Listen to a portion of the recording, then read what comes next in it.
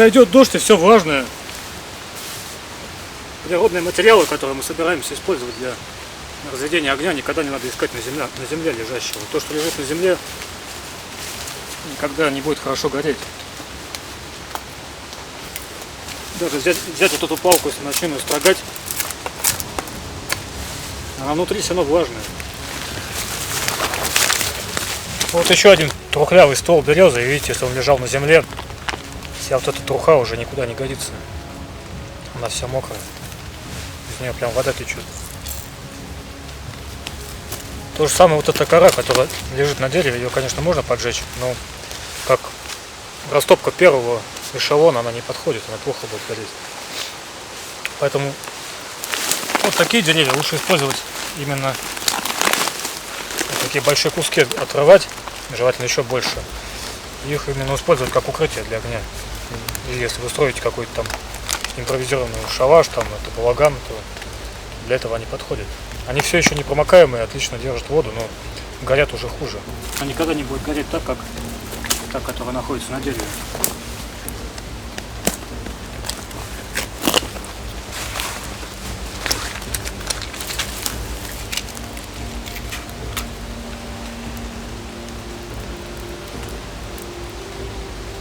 Там, видите, она неохотно горит.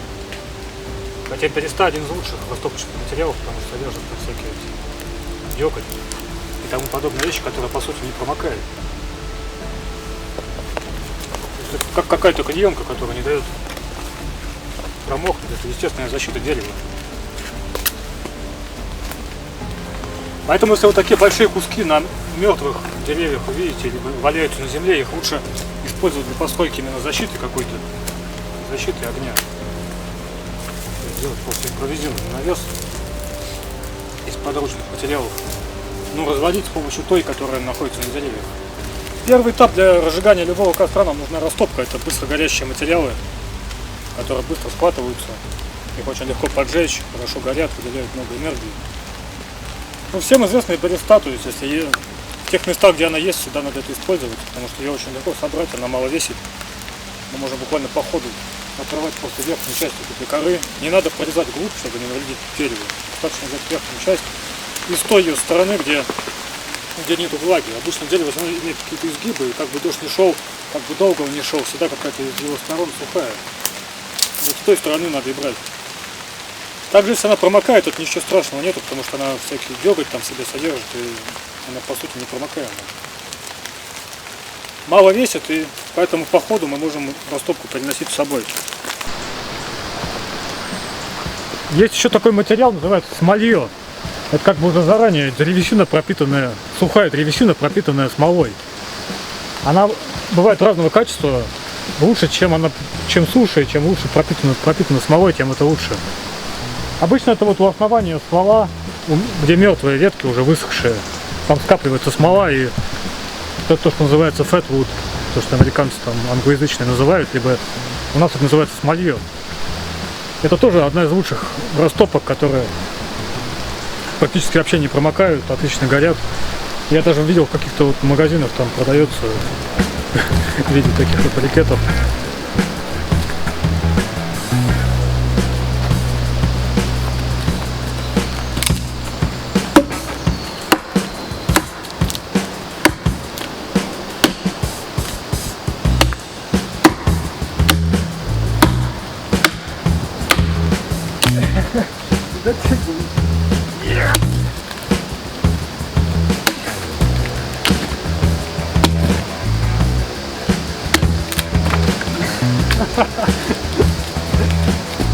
Куда? Куда? Это мое смолье. И вот видите, тут, где древесина более темная, она пропитана насквозь смолой. Плюс сама эта деревяшка сухая. И это отличная дрова, отличная растопка. Но если хотите самое лучшее найти, которое есть, вот смолье, оно обычно бывает на гарях, если выкапывать корни вот этих пней смолистых. Они прям такие желтые, как куски жира. Они сплошь в этом смоле, и это вообще отличная растопка. Если где-то будет, я обязательно раскопаю и себе даже про запас возьму. Но это такого ниже среднего качества. Ну и как это смолью использовать? Во-первых, это как дрова можно просто кидать в костер. Ну и если используем как растопку, вот эту часть, где содержится смола, она более такая темная. Вот этим обухом ножа, где острая часть, можно просто вот создавать вот такую вот мелкую стружку.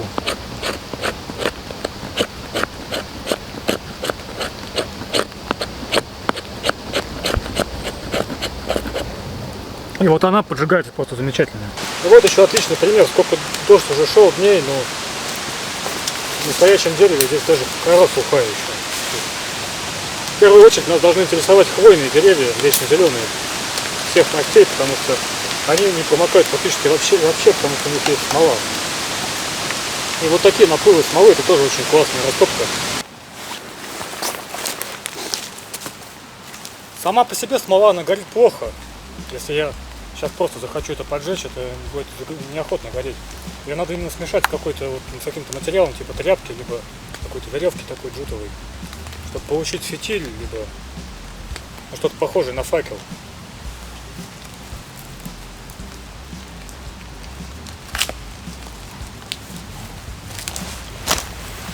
Также очень удобно смолу смешивать с дровами, со всякими щепками.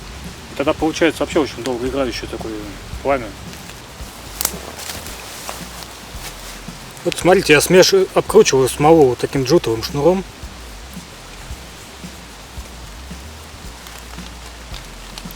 Также я могу какие-то щепки там использовать, не знаю. Любую растопку, которую я найду, если я смешаю с смолой, гореть она будет гораздо лучше и дольше.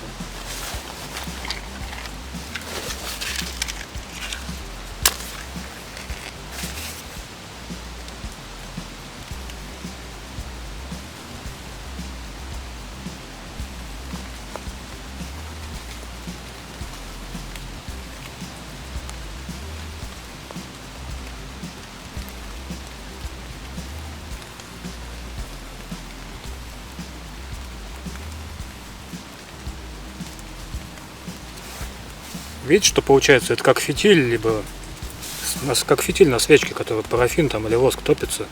То же самое получается здесь.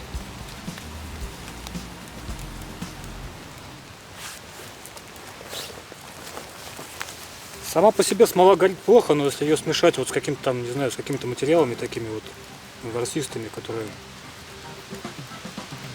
могут сами гореть и впитывать вот эту смолу, она горит намного лучше. Можно сделать вот такой импровизированный факел. Я просто взял кусочек джутовой веревки, которая у меня была с собой, обмотал ей кусок смолы и поджег. Вот это будет гореть и гореть, и никакой дождь это не потушит. Только если какой-то самый сильный ливень там.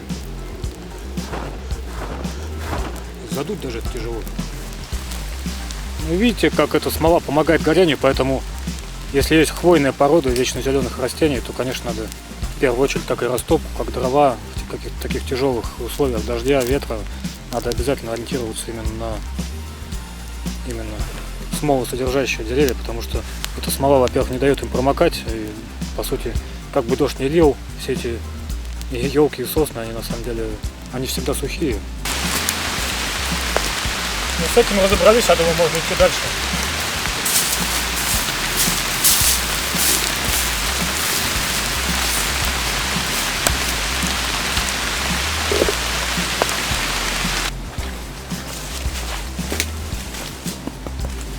В таких мертвых стоячих деревьях одни из лучших материалов, они всегда сухие, вот эта труха, которую можно с одной искры поджечь и раздуть как угли. А второй материал это сами большие куски коры, которые можно вот так отрывать.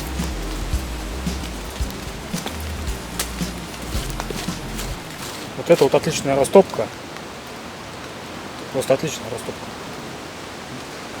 Сейчас дождь лил двое суток, и здесь просто все идеально сухое. А второе, что такие куски коры можно очень быстро использовать для изготовления укрытий. Вот такая труха, она всегда сухая, достаточно там одной искры, это все начинает тлеть. Дальше это можно раздувать, как обычные угли, и будет целый тут. Если я продолжу сейчас раздувать.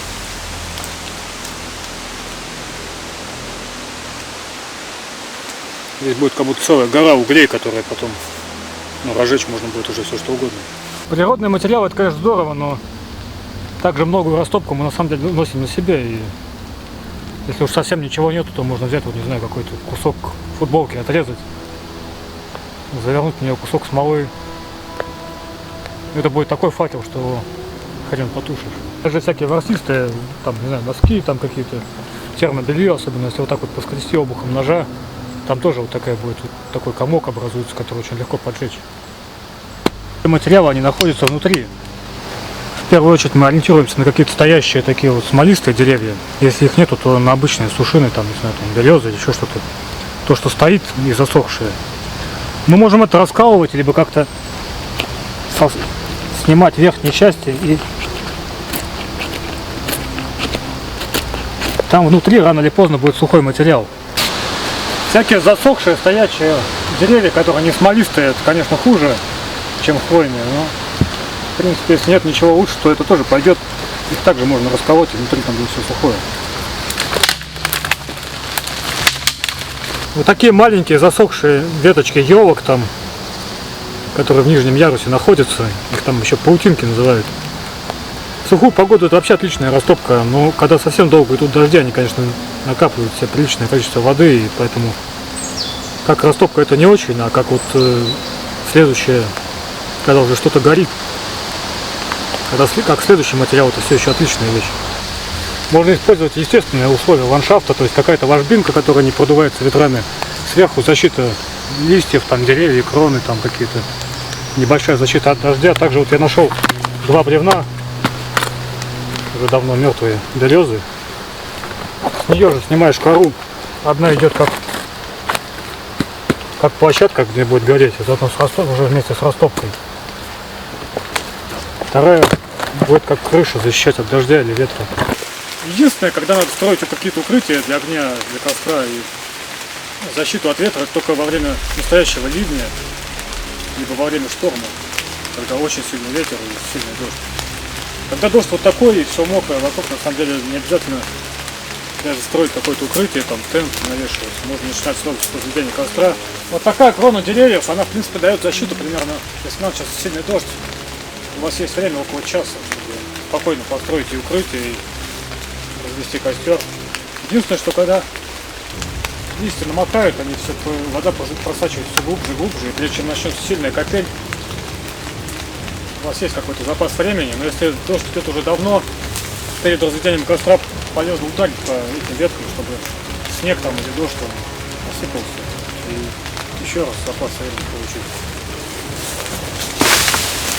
Такие выворотни — это тоже отличная вещь, потому что это как бы 2 экрана, с одной и с другой стороны здесь практически ничего не продувается. Готовая какая-то печка или готовое укрытие для костра.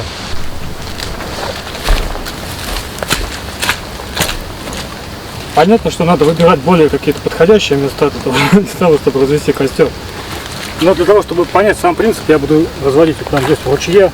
Здесь как бы все совсем плохо. Единственное, что здесь более-менее хорошо, это то, что есть какая-то защита из листьев сверху. И это ложбина. Особенно ветер сюда не добивает. Первое, что я делаю, я создаю какую-то подушку такую. Тут может быть грязь, может быть вода, снег, все что угодно. Нам надо изолировать наш костер от всего этого. Такие не самые лучшие материалы я использую. Это даже не дрова, а просто стоячие, не хвойные. Такое полезно делать не только когда здесь какая-то вода или снег, но вообще это помогает любому костру, поскольку кислород будет поступать лучше. В общем, сделал я площадку, потом положил всю растопку, которую я смог найти. Тут у меня и береста, и веревка вот эта, и смолье, и тряпка со смолой.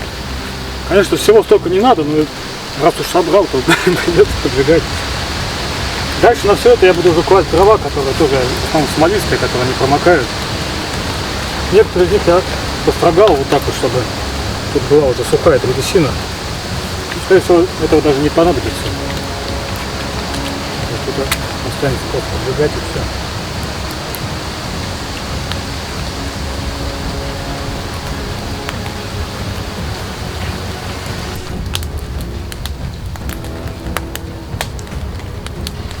Ну и в принципе, это несложно, если использовать хорошую площадку. Костер можно развести хоть, там, не знаю, прямо на воде. Правильные материалы и нормальное укрытие, достаточное укрытие.